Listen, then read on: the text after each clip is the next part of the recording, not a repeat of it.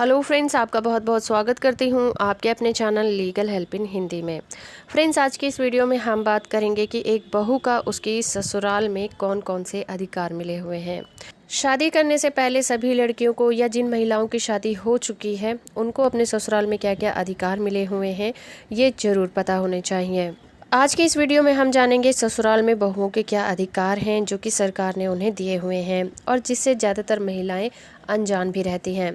तो चलिए शुरू करते हैं आज का ये वीडियो। और वीडियो स्टार्ट करने से पहले हमेशा की तरह मैं आपसे रिक्वेस्ट करूंगी, अगर अभी तक आपने मेरे चैनल को सब्सक्राइब नहीं किया है तो सब्सक्राइब कर लीजिए और साथ में दिए गए बेल आइकन को भी ज़रूर प्रेस करिए, क्योंकि जब भी मैं कोई नई वीडियो अपलोड करूँगी तो आपको उसका नोटिफिकेशन मिल जाएगा। तो चलिए फ्रेंड्स, आगे बढ़ते हैं और जानते हैं बहुओं के अधिकारों के बारे में। शादी के बाद महिलाओं को अपने ससुराल में बहुत सी प्रॉब्लम का सामना करना पड़ता है और पहली सबसे बड़ी चुनौती तब पैदा होती है जब वो एक बेटी को जन्म देती हैं, या फिर दहेज मृत्यु, या फिर वैवाहिक बलात्कार, या फिर बाल शोषण इत्यादि। इस तरह की बहुत सारी प्रॉब्लम्स होती हैं जो एक महिला को अपने ससुराल में फेस करनी पड़ती हैं। इसके अलावा भारत की महिलाएं अपने अधिकारों से भी अनजान रहती हैं। कई बार ससुराल में शारीरिक और मानसिक भावनाओं के अलावा उन्हें बहुत तरह की कठिनाइयों का भी सामना करना पड़ता है। सुप्रीम कोर्ट भी समय समय पर महिलाओं के अधिकारों के बारे में जजमेंट देता रहता है। सुप्रीम कोर्ट के अनुसार ही किसी भी महिला को उसके वैवाहिक घर से उसकी मर्जी के खिलाफ नहीं निकाला जा सकता है।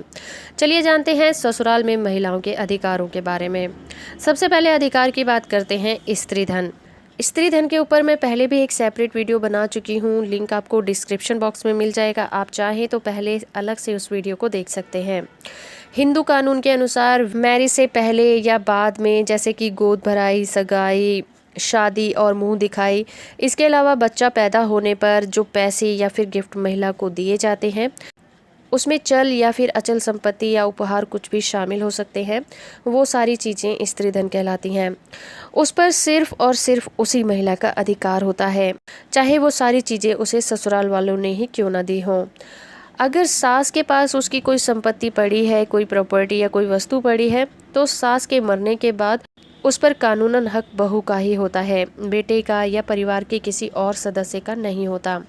अगर वो महिला अपने पति से अलग हो जाती है तब भी स्त्री धन पर अधिकार पत्नी का ही रहता है। अगला अधिकार है गरिमा और आत्मसम्मान के साथ रहने का अधिकार। एक वैवाहिक महिला को ससुराल में गरिमा और सम्मान के साथ रहने का अधिकार है और अपने पति के जीवन शैली की तरह ही लाइफस्टाइल को मेंटेन करने का भी अधिकार है। उसे किसी भी तरह की मानसिक या फिर शारीरिक यातना नहीं दी जा सकती।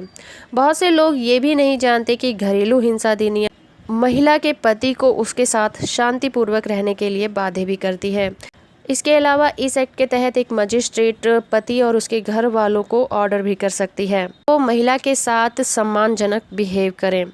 और घरेलू हिंसा तलाक का भी आधार बनती है। अगर वो पत्नी के साथ हिंसा बनाए रखते हैं तो पत्नी इस आधार पर पति से तलाक भी ले सकती है। इसके अलावा अगला है कमिटेड रिलेशनशिप, जिसका मतलब होता है कि उसका पति किसी और महिला के साथ रिश्ते में नहीं हो सकता जब तक कि उनके बीच कानूनी रूप से तलाक नहीं हो जाता। इसके अलावा अगर उसका पति किसी और महिला के साथ रिलेशन में आता है तो वो महिला अपने पति से तलाक लेने के लिए इसको आधार बना सकती है। अगला अधिकार है गुजारा भत्ता पाना। अगर पत्नी पति से अलग रहती है तो उसे गुजारा भत्ता पाने का अधिकार होता है। गुजारा भत्ता पति की हैसियत से तय किया जाता है। एक पत्नी CrPC, Hindu marriage act, Hindu adoption and maintenance act और घरेलू हिंसा के तहत गुजारे भत्ते की डिमांड कर सकती है। सीआरपीसी की धारा 125 के तहत मेंटेनेंस की एप्लीकेशन लगाई जा सकती है। इसके अलावा Hindu adoption and maintenance act की धारा 18 के तहत भी इस अर्जी को दाखिल किया जा सकता है। वहीं घरेलू हिंसा अधिनियम के तहत भी गुजारे भत्ते की मांग करी जा सकती है।